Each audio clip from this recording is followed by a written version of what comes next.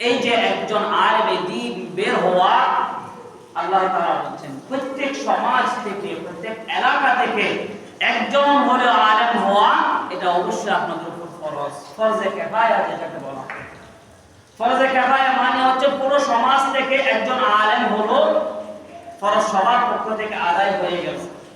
আর যদি দেখা যাচ্ছে এই এলাকার মধ্যে একজন যোগ্য কোরআন হাদিস জানা এরকম একজন আলেম থাকতে হবে, যেমন তেমন আলেম দাওয়াত করতে পারে এরকম আলেম না, যোগ্য একজন মাসাইলের সমাধান দিতে পারে, কোরআন হাদিস থেকে সুন্দর সমাধান দিতে পারবে এরকম একজন আলেম হওয়া এটা সমাজের উপর দায়িত্ব এবং কর্তব্য। একজন আলেম যদি হয় সমাজের সকলে ওই দায়িত্বটি হয়ে গেল, তাদের দায়িত্বভার তারা কি হয়ে গেল, আদায় হয়ে গেল। কিন্তু দেখা যাচ্ছে ওই এলাকার মধ্যে একজন আলেমই নাই, অপ্রতিনিয়ত হয়ে সমাজের মধ্যে বিভিন্ন রকমের ফিতনা ফাসাদের মধ্যে নিমজ্জিত হয়ে এলাকাবাসীরা তাদের সঠিক জ্ঞান না জানার কারণে তারা নামাজ পড়তে জানে না, তারা রোজা রাখতে জানে না, তারা মসজিদে আসতে জানে না, তারা মসজিদের আদব কায়দা জানে না, তাদেরকে শিক্ষা দিবে। এই যে এই যদি কোনো আলেম না থাকে তাহলে এটার জন্য আলেম না হওয়ার কারণে পুরো সমাজ দায়ী থাকবে, পুরো সমাজ গুনাহগার হবে এবং পুরো সমাজ কাল কিয়ামতের দিন জবাবদিহিতা করতে হবে। উচ্চ আওয়াজে বলি নাউযুবিল্লাহ। সেজন্য এই যে গত জুমায় আমি বলেছিলাম যে একজন সন্তানকে আলেমে দ্বীন করা, ইলমে দ্বীন শিক্ষা দেওয়া এটা কিন্তু সবচেয়ে গুরুত্বপূর্ণ বিষয়।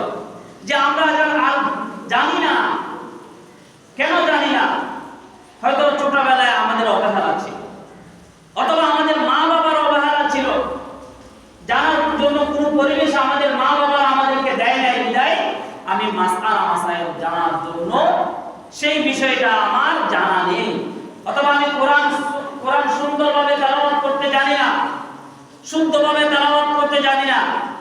যদি সূরা ফাতিহাও যদি আমি শুদ্ধ করতে না জানি তাহলে আমার যে নামাজ হচ্ছে এটা গ্যারান্টি কে দিবে? এই যে না শিখলাম, না শেখার কারণটা হচ্ছে আমাদের মাতা পিতা দায়ী।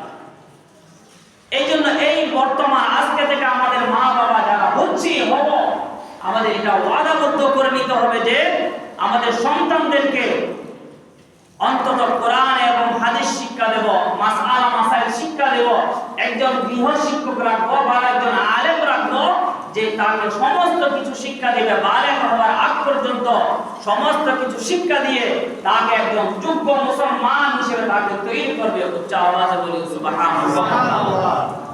সেজন্য সমাজের পক্ষ থেকে দায়িত্ব হচ্ছে একজন আলেম থাকা। এবং সে আলেম কেমন হবে? আল্লাহ তাআলা বলেন, ইয়া রাসূলুল্লাহ আপনি বলে দিন, হাল ইয়াস্তাবিল্লাযীনা ইয়া'লামুনা ওয়াল্লাযীনা লা ইয়া'লামুন। রাসূলুল্লাহ সাল্লাল্লাহু তাআলা আলাইহি ওয়াসাল্লামের মাধ্যমে আল্লাহ তাআলা বলেন, যারা ইলমে দ্বীন অর্জন করেছে আর যারা অর্জন করে নাই তারা কি কখনো সমান হতে পারে? আল্লাহ তাআলা বলেন, না, কখনো সমান হতে পারে না। যে জানে না তারা কখনো সমান হতে পারে না। যে ইলমে দ্বীন অর্জন করেছে সে অবশ্যই যে একটা জ্ঞান যদি আপনার থেকে বেশি থাকে সে অবশ্যই উত্তম হবে। আওয়াজে বলি সুবহানাল্লাহ। ইসলাম জ্ঞান অর্জন করার জন্য কতটুকু প্রাধান্য দিয়েছে আমাদের। একজন একটা মাসআলা বেশি জানে, দুইজন আলেমের মধ্যে যে বেশি জানে সে সবচেয়ে বেশি উত্তম।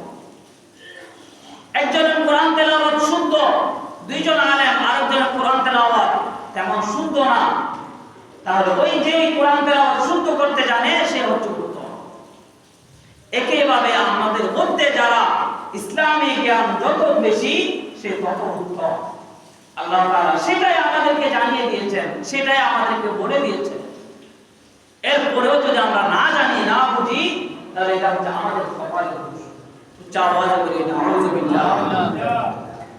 দেখুন, দুই শ্রেণীর ব্যক্তিদের সাথে আল্লাহ তাআলা দুই শ্রেণীর ব্যক্তিদের সাথে ঈর্ষা করা যায়, হিংসা করা যায়, জায়েজ। হিংসা মানে মারামারি হিংসা নয়, এই হাদিস এবং কোরআন এবং সুন্নাহ মতে যে ঈর্ষা বলা হয় যেটাকে, অর্থাৎ আপনার কাছে যেটা নেই, আপনার আরেকজনের কাছে যেটা আছে সেটা পাওয়ার জন্য উদ্গ্রীব হয়ে থাকা, সেটাকে বলা হয় ঈর্ষা। সেটা পাওয়ার জন্য তার কাছে রয়েছে, আমার কাছে কেন নেই, এর কারণে তাকে আমি হিংসা করব, তাকে আমি কি করব, এই মারামারি করব, তাকে আমি সমস্ত কিছু থেকে বঞ্চিত করব, সেটা নয়।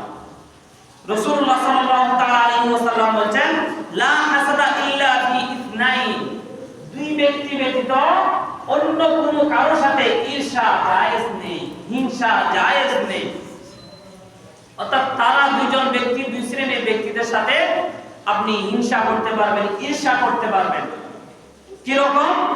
প্রথম নম্বর হচ্ছে রাজুলুন আতাহুল্লাহু মালান ফাসাল্লাতা আলা হারাকাতিহি ফিল হক, একজন এমন ব্যক্তি যাকে আল্লাহ তাআলা অসংখ্য অগণিত মাল দিয়েছে, সম্পদ দিয়েছে, এবং সেই সম্পদগুলো সে অপব্যবহার করে নাই, সে মসজিদ মাদ্রাসার জন্য ব্যয় করেছে, ফকির মিসকিনদের জন্য ব্যয় করেছে, দান সদকা করেছে, সে হকের উপর ওই মালগুলো ব্যবহার করেছে, ব্যয় করেছে, সে হচ্ছে এমন ব্যক্তি, আপনি তার সাথে ঈর্ষা করতে পারবেন।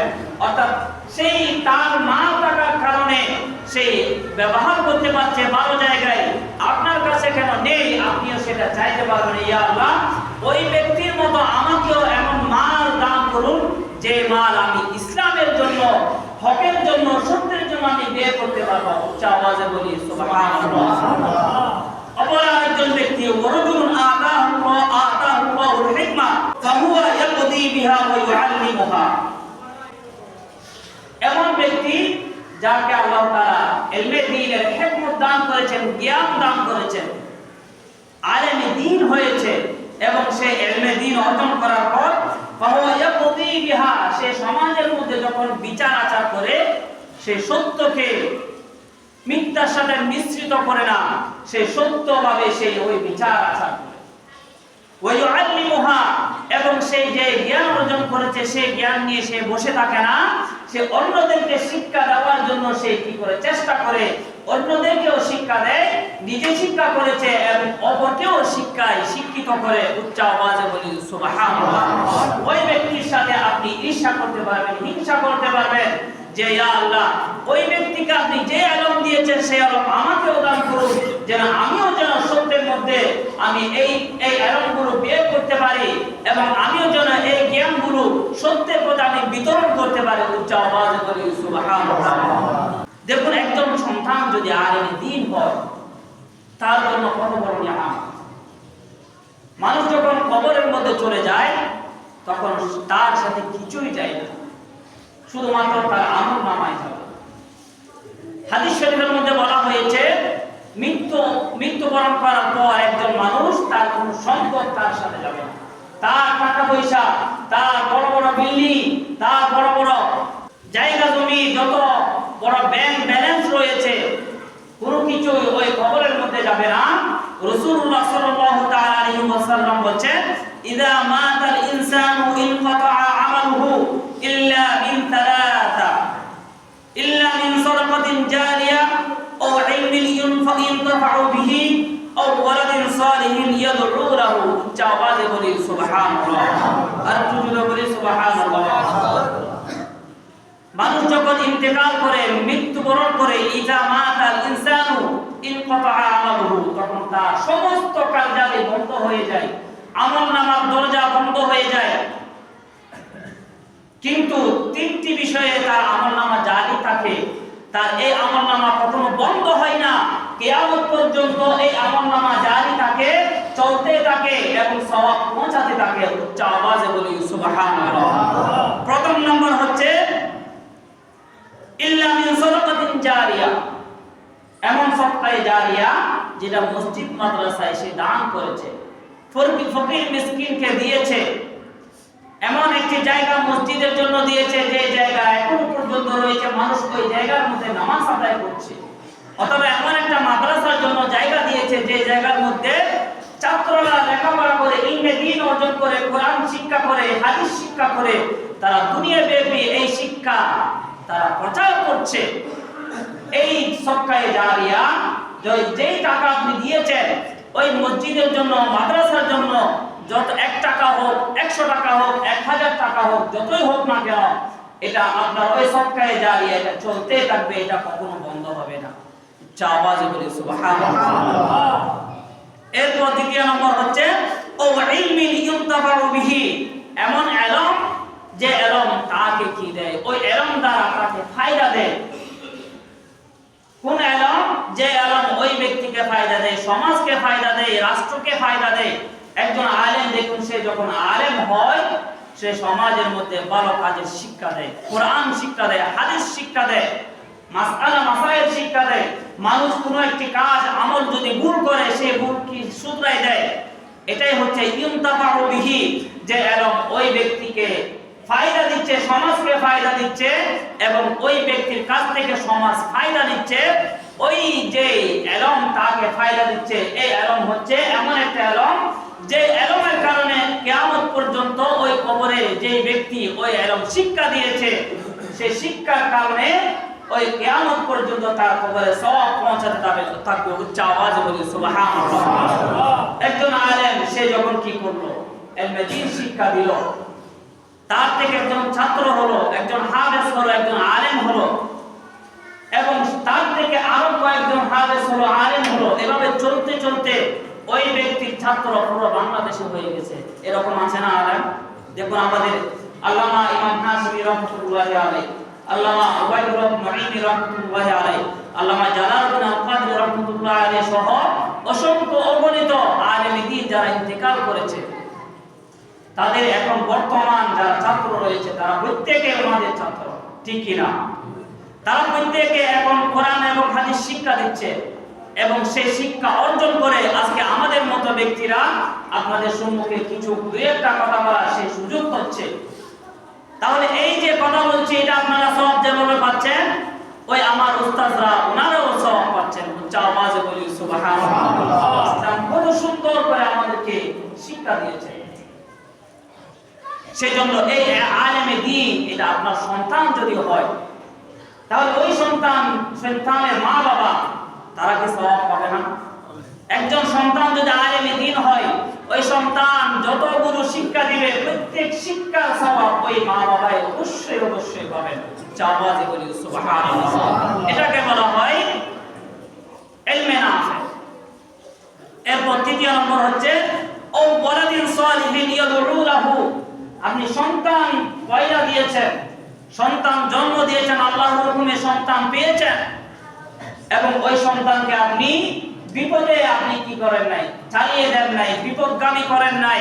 আপনি ওই সন্তানকে ওই যে এখন বলছিলাম একজন ভালো একজন আলেম দিয়ে, হাফেজ দিয়ে আপনি ওই সন্তানকে কি করেছেন, ভালো শিক্ষা দিয়েছেন, সুশিক্ষায় শিক্ষিত করেছেন, কোরআন শিক্ষা দিয়েছেন, হাদিস শিক্ষা দিয়েছেন এবং আপনি যখন ইন্তেকাল করলেন এবং ওই সন্তান প্রতিনিয়ত আপনার কবরে গিয়ে দোয়া করে, সূরা ওয়াবাইরা ইত্যাদি দোয়া আদিয়া পড়ে আপনার জন্য দোয়া করতে থাকে, ইয়াদউ লাহু, এমন সন্তান যেই শ্বশুর সন্তান ওই মা বাবার জন্য দোয়া করে এবং সেই দোয়ার ফসলে, সেই দোয়ার কারণে ওই যে কিয়ামত পর্যন্ত ওই সন্তান যত ভালো কাজ করবে, যত কিছুই করবে না কেন, সমস্ত কিছু ওই কবরের মধ্যে পৌঁছাবে। উচ্চ আওয়াজে বলি সুবহানাল্লাহ।